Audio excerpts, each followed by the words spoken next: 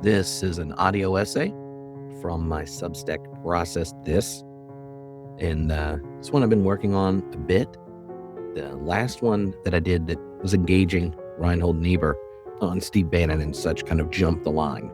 Both of these were inspired by returning to Niebuhr's work, along with this conversation, Cornel West, Gary Dorrien, and Tom Holland, and some Nietzsche. So I hope you enjoy it. MAGA and the Post-Christian America, a meditation on power, the cross, and the world we're choosing. A confession and a question. I've been sitting with something that troubles me deeply. It's a quote from Stephen Miller, one of the chief architects of the immigration policy of the Trump administration.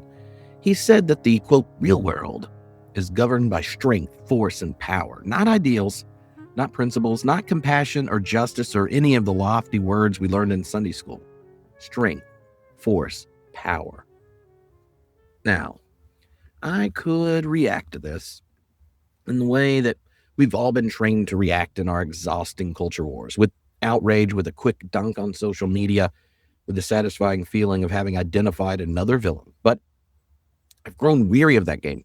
It generates heat and very little light. And I suspect that it's part of the disease rather than the cure. So instead, I want to sit with Miller's words. I want to take them seriously. I want to ask what it means to be a prominent leader in a movement that claims to represent Christian America, articulating a vision of the world that sounds to my ears not very Christian at all. In fact, it sounds ancient, like something a Roman senator might have said while watching gladiators die for his entertainment. It sounds like the philosophy of empire that Jesus was executed for threatening. But it also sounds American. It sounds like something whispered or shouted at every stage of this nation's history when power needed justification. It sounds like the doctrine that blessed slave ships and Indian removal and Jim Crow and mass incarceration. It sounds like the theology of whiteness dressed up as realism. Here's the question I can't escape. What does it mean when leaders claiming to represent Christian America are articulating a worldview that is, in its bones, pre-Christian and anti-Christian? I want to suggest that what we may be witnessing is not the triumph of Christian nationalism, but its quiet replacement by something far older and far more familiar. We may be watching the return of the gods of empire, strength, and domination that Jesus came to dethrone. Gods that never fully released their grip on America in the first place. And if that's true, it's not just a political problem. It's a spiritual crisis. It's a question about who we are, what we worship, and what kind of people we're becoming. The real world, but whose reality? Miller's claim as a window. Let me be fair to Stephen Miller. He's articulating something that many people feel, even if they wouldn't say it so bluntly. There's a sense, especially among those who feel displaced or disrespected by cultural change, that the world doesn't run on niceness, that power is what matters, that the strong survive and the weak get trampled, and anyone who says otherwise is either naive or lying. This isn't a new sentiment. It's not even a particularly partisan one. You can find versions of it across the political spectrum, in the boardroom, in the locker room, in foreign policy debates, and schoolyard arguments. Nice guys finish last. It's a dog-eat-dog world. The only thing that stops a bad guy with a gun is a good guy with a gun. Miller is just saying the quiet part out loud. But here's where I need to bring in some conversation partners who've helped me see this statement in a different light. The half-truth that leads to the abyss. The theologian Reinhold Niebuhr, writing In the Shadow of Fascism, would recognize Miller's sentiment immediately. And he would have begun, surprisingly, by admitting Miller's not entirely wrong. This admission may discomfort my progressive friends, but honesty requires it. The world is shaped by power. Nations do pursue their interest. Human groups never willingly subordinate their interest to others. To deny this is to succumb to what Niebuhr called the stupidity of the children of light, the sentimental liberalism that believes conflicts can be resolved through education and goodwill alone. But here's where we must be precise. There's a vast difference between acknowledging the reality of power and worshiping it. Niebuhr distinguished between two types of people: the children of light, moral idealists who understand that we ought to seek justice and cooperation, but they're often foolish because they underestimate the power of self-interest and the persistence of conflict. The children of darkness, by contrast, are wise about the mechanics of power, but they are evil because they recognize no law beyond their own will. Miller speaks the language of children of darkness. He understands power, but by asserting that force governs the real world, that is the final word, the ultimate reality. It makes an idolatrous claim.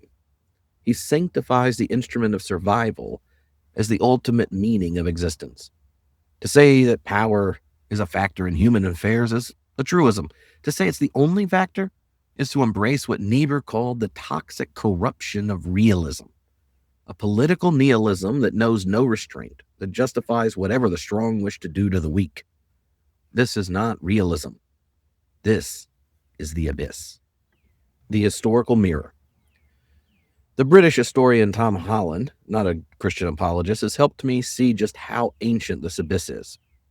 Holland argues that the values we consider Western, human rights, the dignity of every person, care for the weak, suspicion of power, well, they're not natural. They're not self-evident. They're not universal truths that any reasonable person would discover through reason alone. In the West, they're Christian. More specifically, they're the result of a revolution that began with a crucified peasant in an obscure corner of the Roman Empire and slowly, over the centuries, rewired the moral imagination of the West. Before that revolution, Holland shows the world operated on very different assumptions. In ancient Rome and Greece, it was simply obvious that the strong should rule the weak. The very concept of virtue, virtus in Latin, was rooted in masculinity and martial strength. A virtuous man was a victorious man. Peace was not an abstract ideal of harmony. It was a condition maintained, as Holland puts it, at the point of a sword or a legion. The Roman senator and historian Thucydides captured the worldview perfectly in the Melian dialogue. Quote, "The strong do what they have the power to do, and the weak suffer what they must." This was the real world for most human history. Can you picture a world before mercy felt obvious, before weak had rights worth defending, before compassion was anything more than a sign of frailty? Stephen Miller's not describing a new political reality. He's describing an old one. He's articulating a return to the default setting of human civilization before Christianity attempted to disrupt it. Miller's real world is the world before the Sermon on the Mount. The revolution we forgot, what Christianity actually changed. To understand what we might be losing, we need to remember what Christianity actually introduced into the world. And this is where Holland's work becomes so valuable, precisely because he's not a believer. He has no theological axe to grind. He's simply trying to understand, as a historian, how we got from there to here. The cross is the key. In the Roman world, crucifixion was the ultimate symbol of state power, reserved for slaves, rebels, the lowest of the low. It was designed not just to kill, but to humiliate, to strip every shred of dignity from the victim and display the consequences of defying Rome. The cross was like a billboard, and its message simple: this is what happens to you when you challenge the strong. This is the real world. The scandal of Christianity was to take that symbol and invert it completely. The earliest Christians proclaimed that the crucified criminal was in fact the Lord of the universe, that in his weakness, God's power was made perfect, that the victim on the cross had defeated the empire that killed him. The Roman instrument of terror became for Christians a sign of hope and liberation. This is not a minor adjustment. It was a depth charge in the foundations of Western civilization. Paul, writing to the Corinthians, put it starkly: God chose the weak things of the world to shame the strong. God chose the lowly things of this world and the despised things and the things that are not to nullify the things that are. Try and imagine how that sounded to Roman ears. It was madness. It was an inversion of everything decent people believed. The weak shaming the strong. The despised nullify the honored. This wasn't a new religion. It was a new moral universe. The fruit we take for granted. Over the centuries, this revolution worked its way into the fabric of Western culture. Not completely. The church has always been compromised, always entangled with power, always falling short of its own gospel, but enough to change things fundamentally. We got hospitals, originally Christian institutions designed to care for the sick who couldn't pay, which would have baffled the Romans, who saw no point in wasting resources on those who couldn't contribute to society. We got the concept of universal human rights, rooted in the Christian claim that every person, regardless of status or ability, bears the image of God.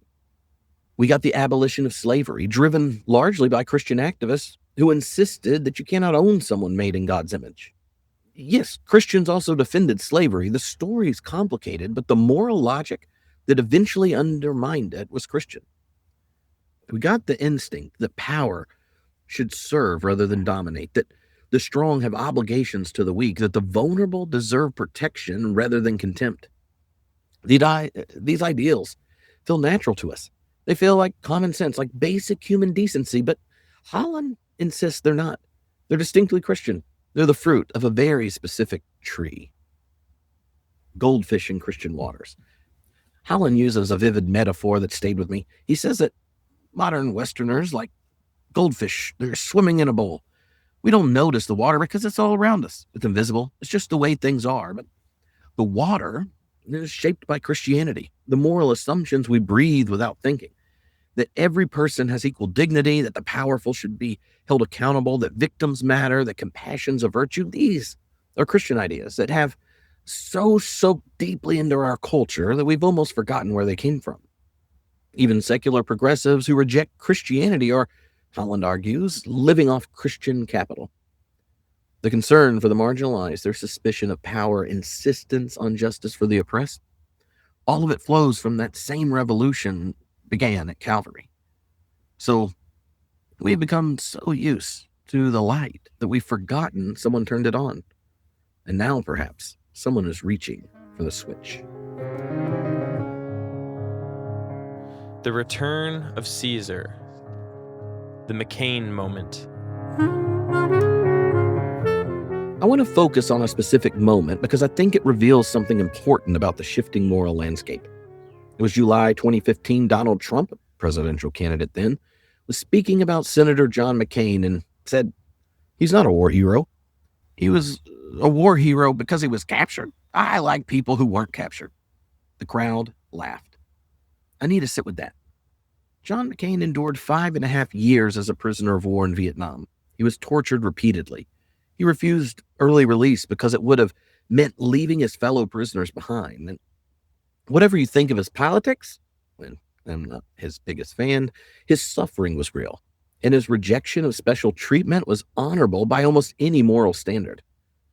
And he was being mocked, not for a policy position, not for a vote, for being captured, for suffering, for in the world's eyes, losing.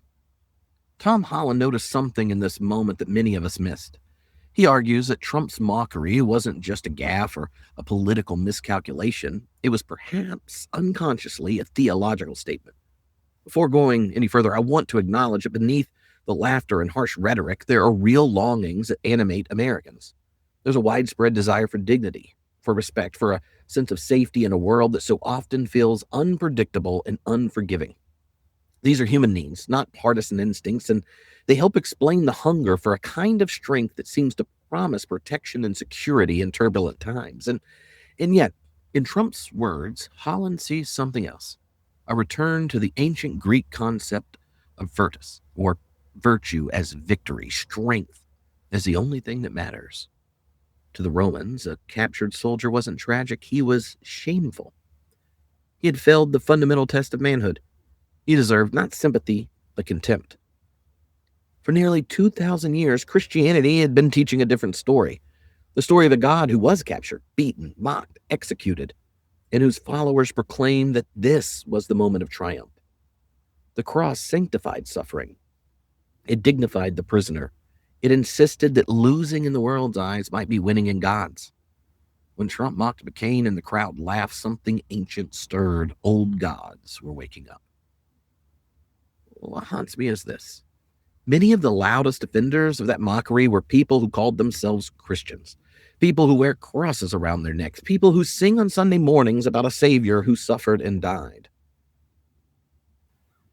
I don't say this to condemn. I say it because I think we need to ask ourselves an honest question. If we cheered or even just shrugged, what were we saying about the cross? Were we standing with the crucified one, or had we, without realizing it, joined the crowd that jeered him? The aesthetics of empire. Tom Holland makes another observation that I find both fascinating and troubling.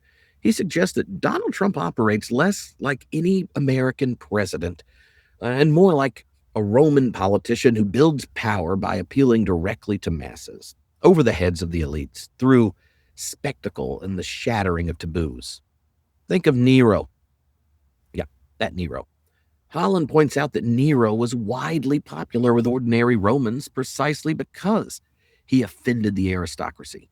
He performed in public race chariots and mocked the stuffy formality of the Senate. The elites were horrified, and the people loved it.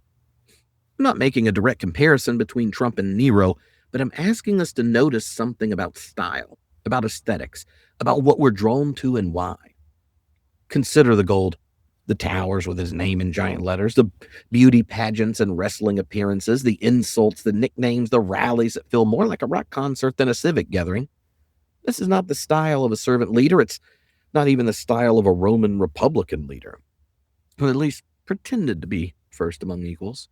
It's the style of an emperor. Holland points out that the American founders knew this danger. They had read their Cicero and their Plutarch.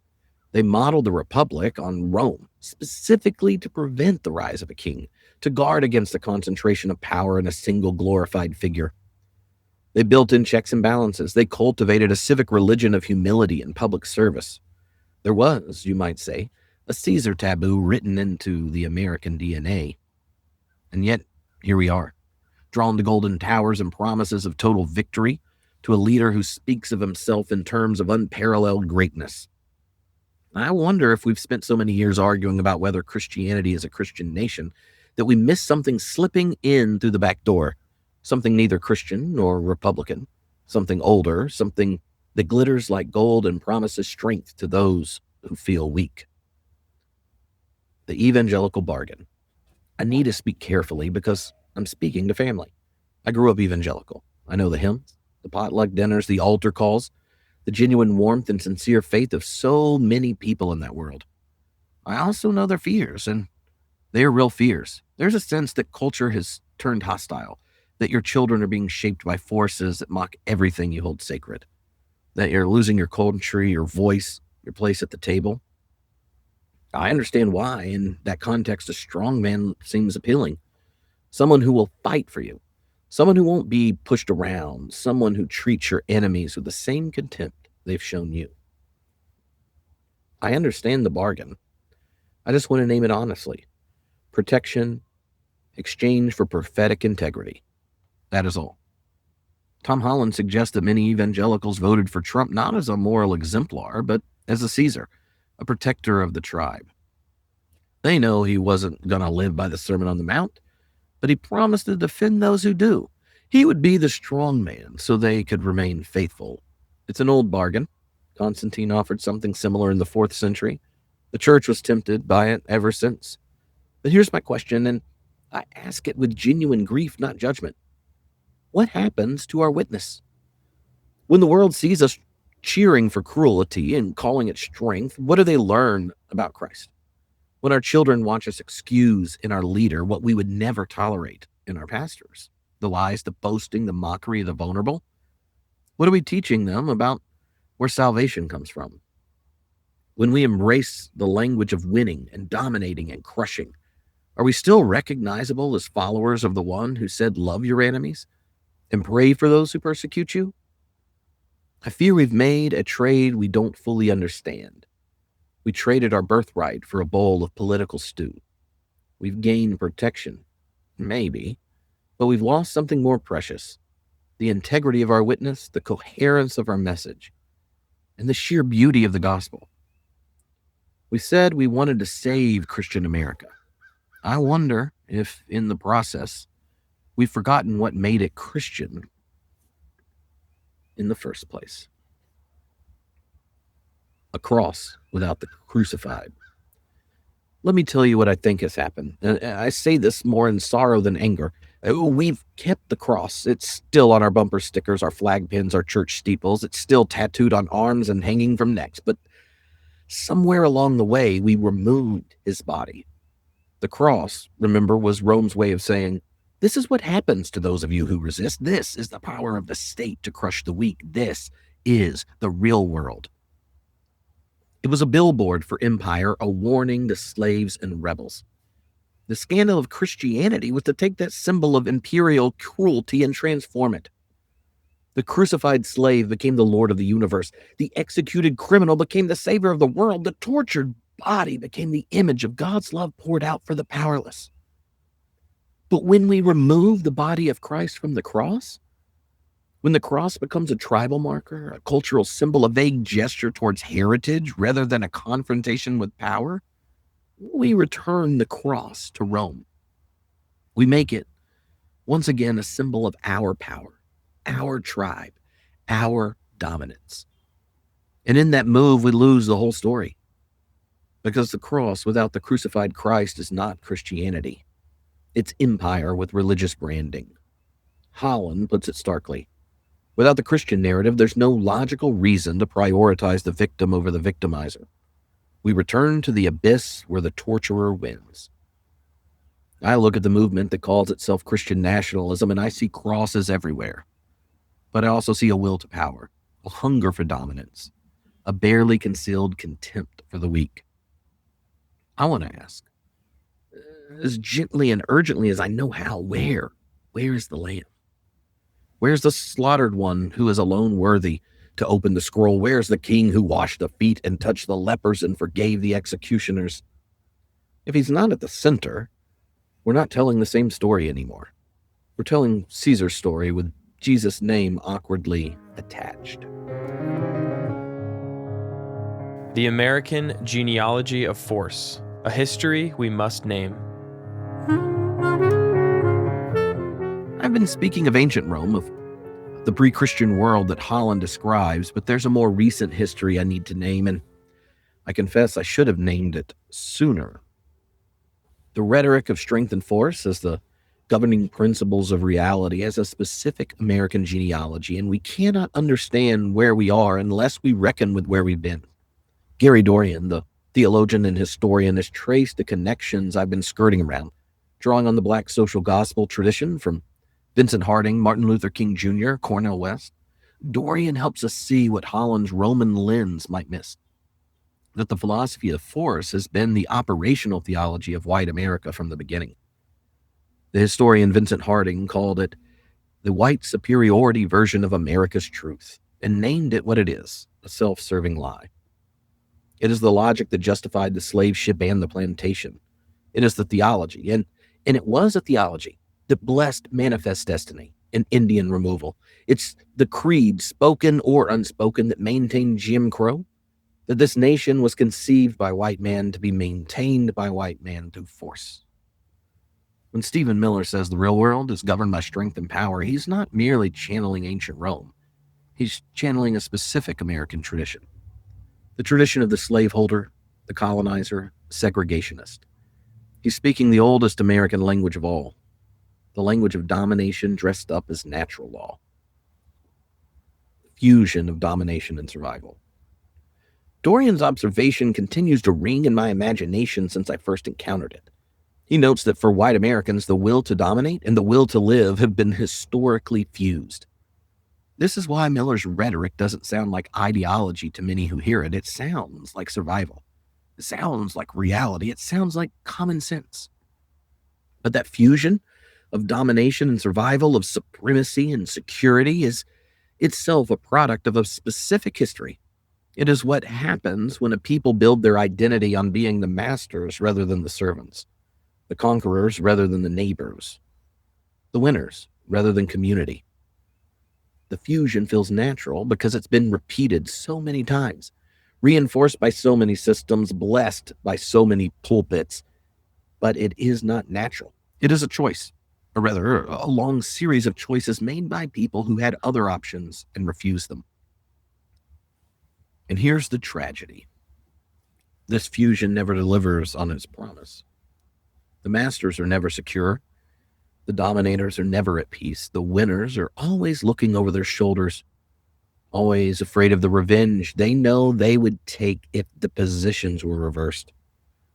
The will to dominate does not protect life. It consumes it. The giant triplets. Martin Luther King Jr. saw this clearly.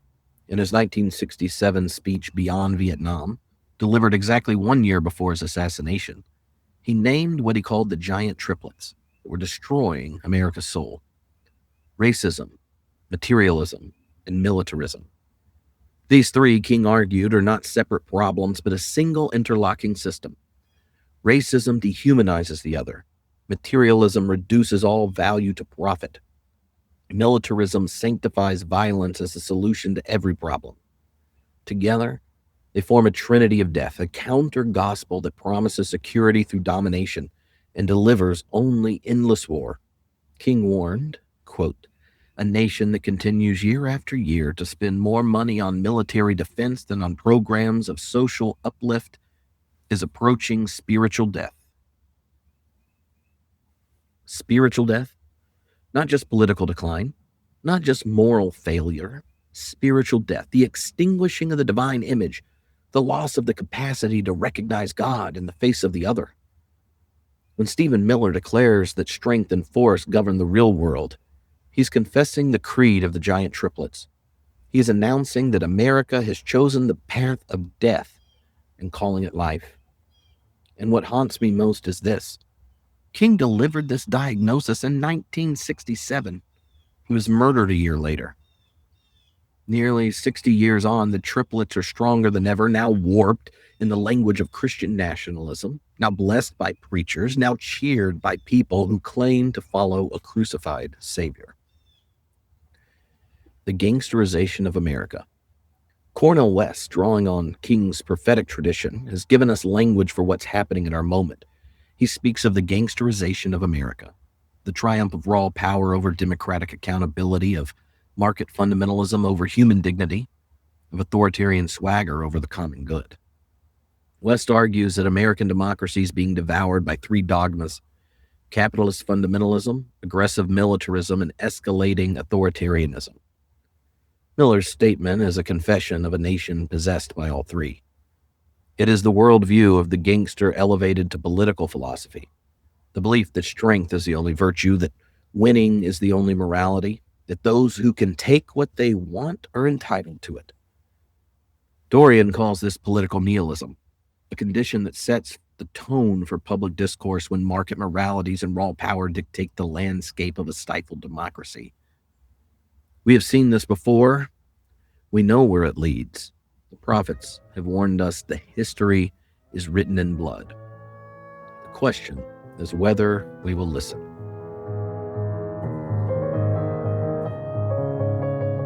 The other side of the same coin. To my progressive friends. Now I need to turn to the other side of this cultural divide because I believe in fairness and because the analysis demands it. If MAGA represents one way of losing Christianity, by openly embracing a pre-Christian and white supremacist ethic of strength and domination, progressivism may represent another, keeping the ethics while severing the roots. This is where I need to be honest with my own tribe. Tom Holland points out that the social justice movement is not, as many assume, a rejection of Christianity. It's actually a hyper-Protestant heresy. Think about its core commitments: centering the marginalized, listening to the oppressed, casting down the mighty from their thrones, scrutinizing systems for hidden injustice. This is the Magnificat. This is the prophetic tradition. This is Jesus in the synagogue reading from Isaiah. Good news to the poor, freedom for the prisoners, liberty for the oppressed. The progressive instinct to side with the victim against the oppressor isn't natural. The Romans would have found it absurd. It's Christian, a secularized inheritance from centuries of Christian moral formation. But here's the problem. We've kept the fruit and cut down the tree. Grace without roots. When you remove the theological foundations, the image of God in every person, the call to love even enemies, the reality of grace, and the possibility of redemption, the ethics become unstable. They can hurtle into something harsh, a call-out culture with no forgiveness, a hierarchy of victimhood with no reconciliation, a relentless judgment with no mercy. Holland observes that progressive movements have inherited Christianity's focus on the victim, but often rejected its doctrine of grace. Without grace, you get purges instead of restoration, cancellation instead of redemption, endless cycles of accusation with no possibility of absolution. Niebuhr would recognize this failure. He would call it the foolishness of the children of light. Moral idealists who are right about justice but naive about human nature, including their own. They see the sin in their opponents clearly, but are blind to the self-interest that corrupts even righteous causes. They build liberation movements that become, in time, new systems of domination. I have to confess that I am not immune to this pattern. I've often failed to see the ways my own good intentions are tangled up with self-righteousness and pride. I name this not out of shame, but in hopes of modeling the repentance and humility that I believe we all need. I say this as someone who shares many progressive commitments. I believe in racial justice, economic fairness, care for creation, but I also believe that these commitments will not survive long without the soil that grew them. It's a genuine worry of mine. You cannot keep the fruit after you've cut the root. Or rather, you can for a while. A cut flower still looks beautiful, but it's dying. The children of light and the children of darkness. So here we are in early 21st century America watching a culture war that both sides misunderstand. It's not faith versus secularism. It's not reason versus revelation. It's two different ways of abandoning Christianity, each blind to what it owes and what it's losing.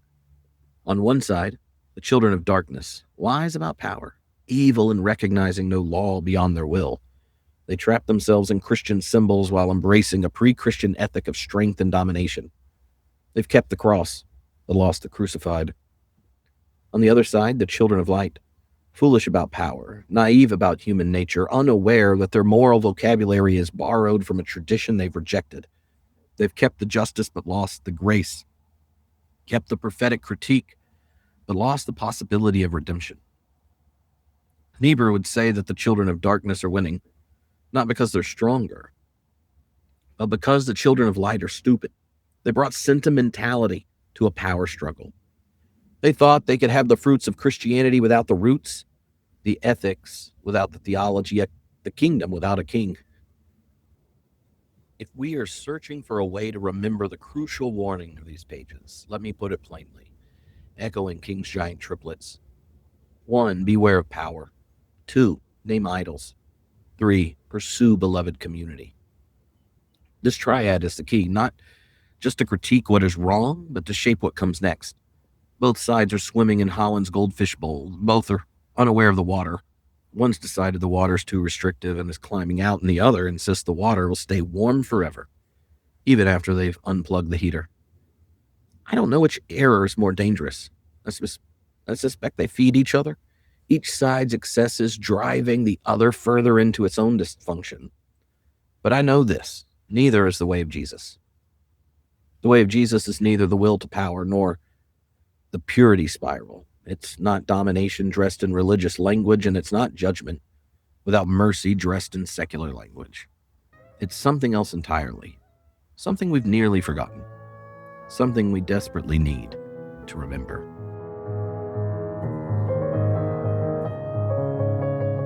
The Abyss, Nietzsche's Prophecy. I need to introduce you to an unlikely prophet, Friedrich Nietzsche. Nietzsche was a fierce critic of Christianity. He called it a slave revolt in morality, an inversion of ancient values that elevated weakness over strength.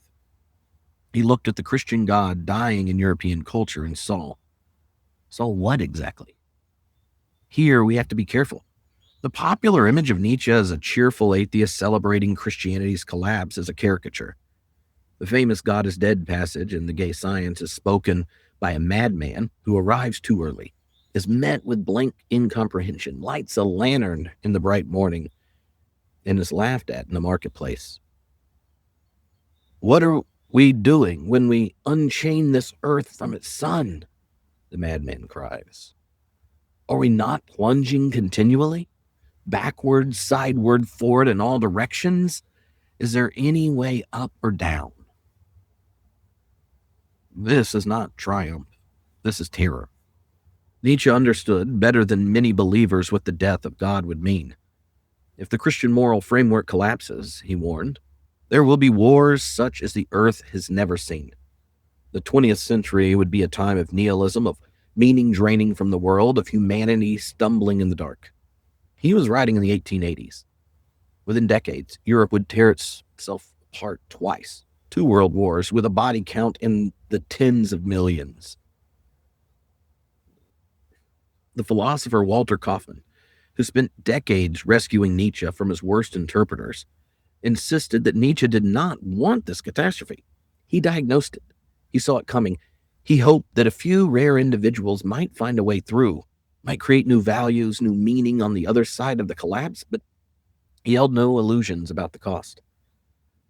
Tom Holland argues that Nietzsche was right about the stakes, even if we reject his proposed solutions. You cannot remove the Christian foundations of Western morality and expect the building to stand.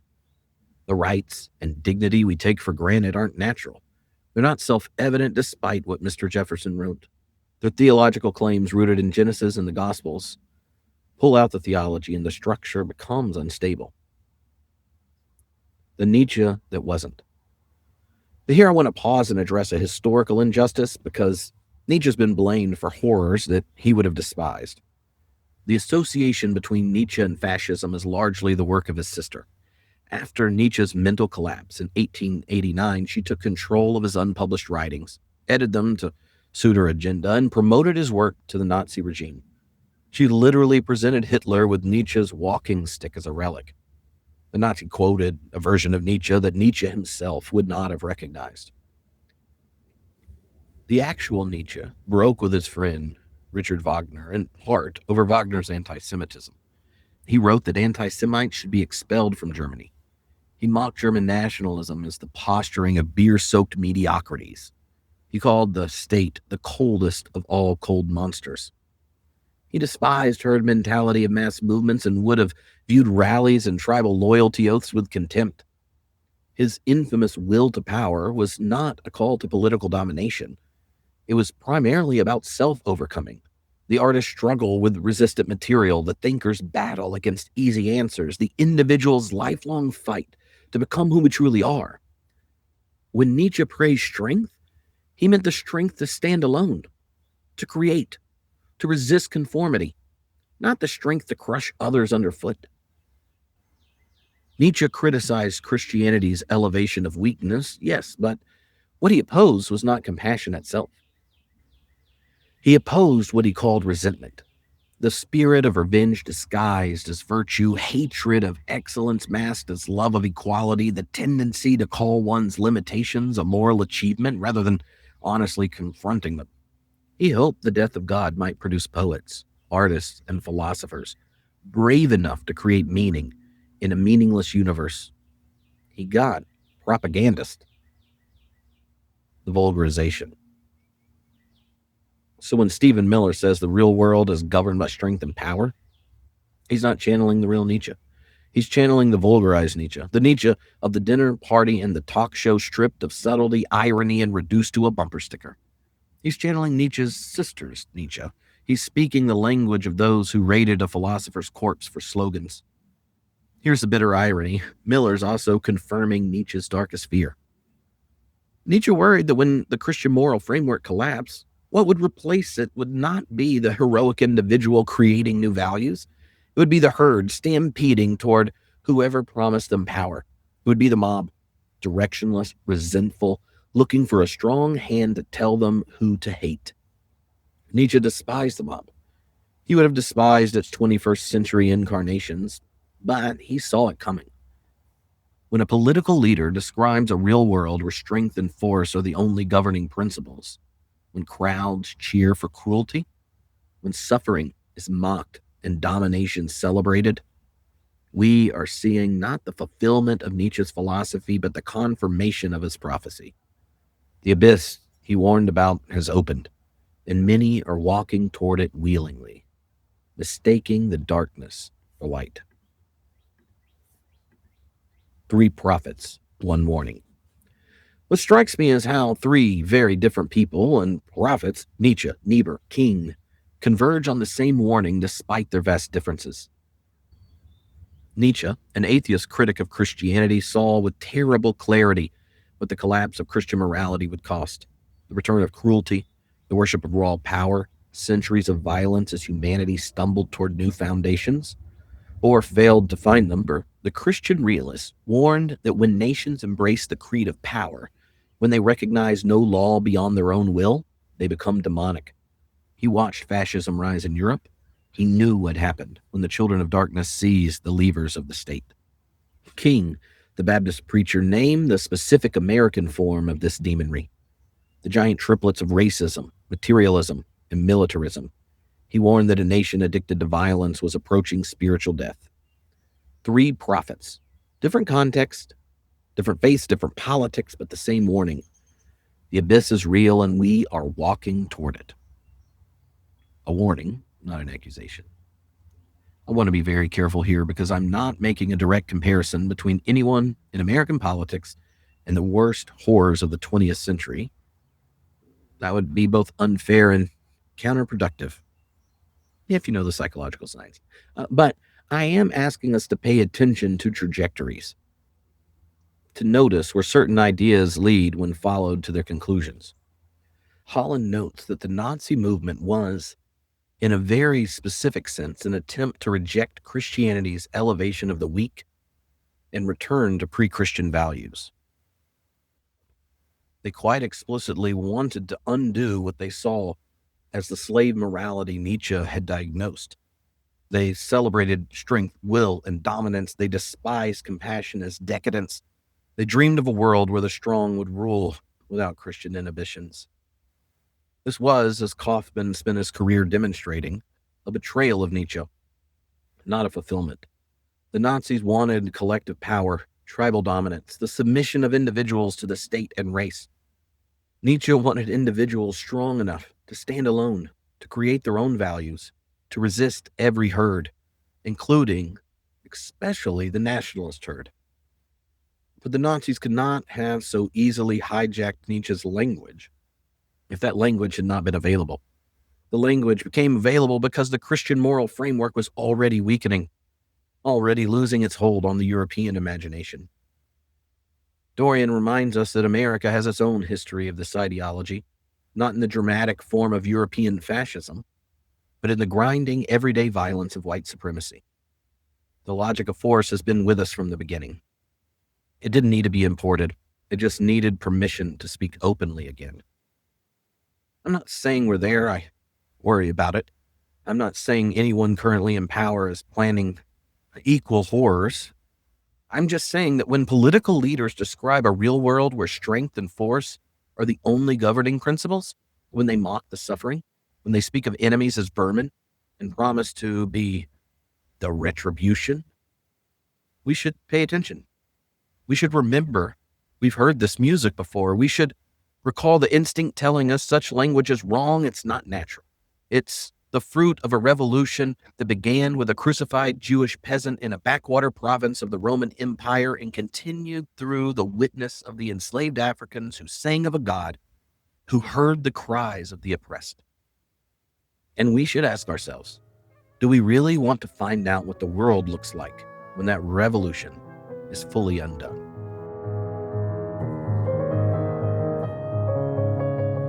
Swimming toward home, naming what's happening. Let me name what I think is happening as clearly and as fairly as I can. we're not witnessing the triumph of Christian nationalism. We're witnessing something more subtle and more dangerous. Post-Christian nationalism, wearing Christian clothes. The cross is still there, but emptied of its scandal. The language of faith persists, but is recruited into the service of tribe and power. The Christ who washed feet and loved enemies has been quietly replaced by a Christ who blesses borders and baptizes grievances. Meanwhile, on the other side, the Christian ethic of justice persists, but severed from grace. It's become something harsh and unforgiving. Prophecy without hope, judgment without redemption. Both sides are losing Christianity, and both are blind to what they owe. Both are standing in water that's getting colder by the day. The beloved community. But here's the good news. And I do believe there's good news. The story is not over. Martin Luther King Jr. didn't just diagnose the disease. He offered a vision for healing it. He called it the beloved community. The beloved community is not a utopia. It's not a fantasy of a world without conflict. King was too much of a realist for that. He had read his Niebuhr. He had been to jail enough times to know about the persistence of evil. But the beloved community is a vision of power redefined. Not power as domination, not power as the capacity to crush your enemies, but power as the capacity to achieve a constructive shared purpose. Power is the ability to create conditions where everyone can flourish. In the beloved community, strength is real, but it's the strength to love, to reconcile, to rebuild. It's the strength that kept King nonviolent in the face of dogs and fire hoses. It's the strength that enabled enslaved people to sing of freedom while in chains. It's the strength of the cross. The strange, subversive strength that looks like weakness to the wise of this world, but is in truth the power of God. Dorrien calls this vision a sublime madness. I love that. I think it's right. By the standards of the real world Stephen Miller described, it is madness. It makes no sense. It will not compute. But by the standards of the gospel, it's the only sanity. It is the narrow way that leads to life. It is the pearl of great price, the treasure hidden in the field, the kingdom that is coming and is already here. The remnant. The way of Jesus has survived an empire that tried to crush it. It has also survived every empire that attempted to co-opt it. It outlasted Rome. It outlasted Christendom. It will outlast whatever this is. Because the way of Jesus is not a program or a platform. It's a path. A way of being in the world that trusts the logic of the cross over the logic of Caesar. A way that bears crosses and doesn't build them. A community of misfits and failures who discovered that weakness can be a gift, that enemies can become friends, that death is not final word. I'm not calling us back to some golden age that never was.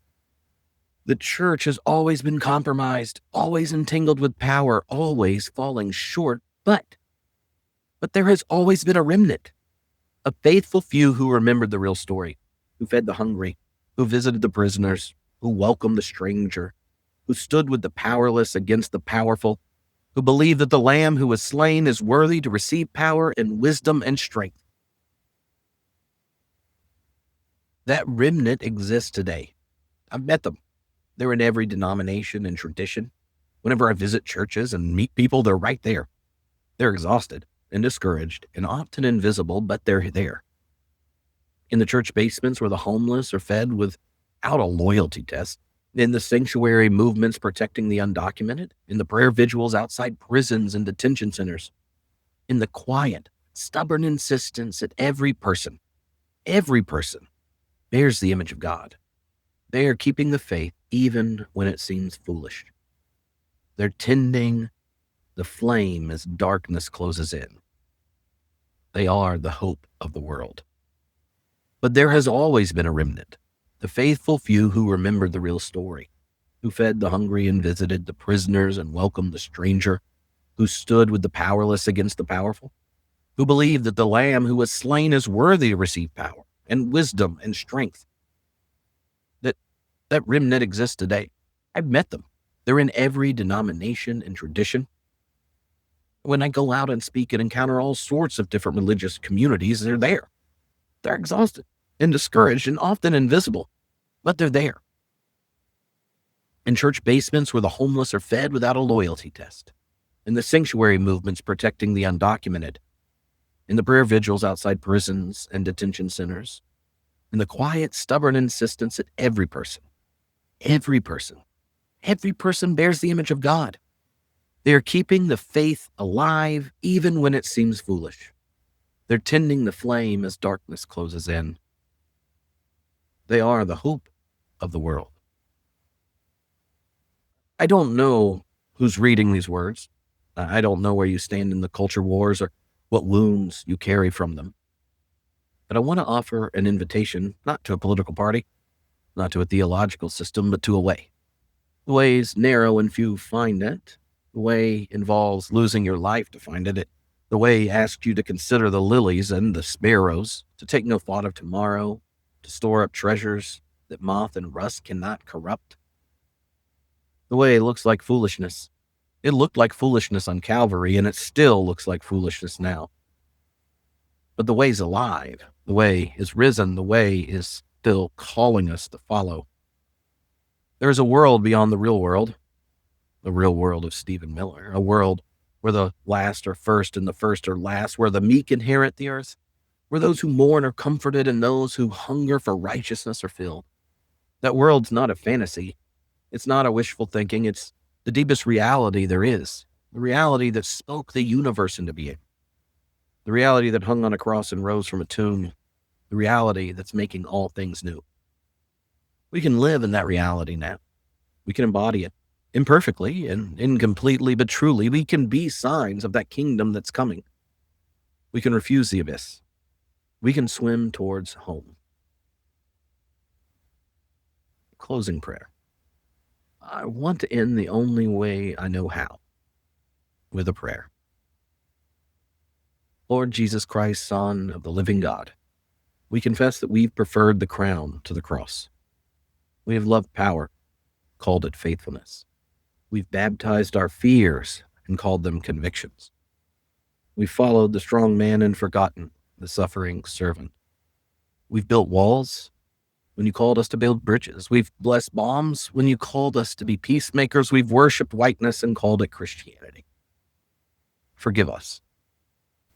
Teach us again what we've forgotten, that your power is made perfect in weakness, that the last shall be first, and the first shall be last, that the meek and not the mighty will inherit the earth, that there's neither Jew nor Gentile, slave nor free, male nor female, for we are all one in you.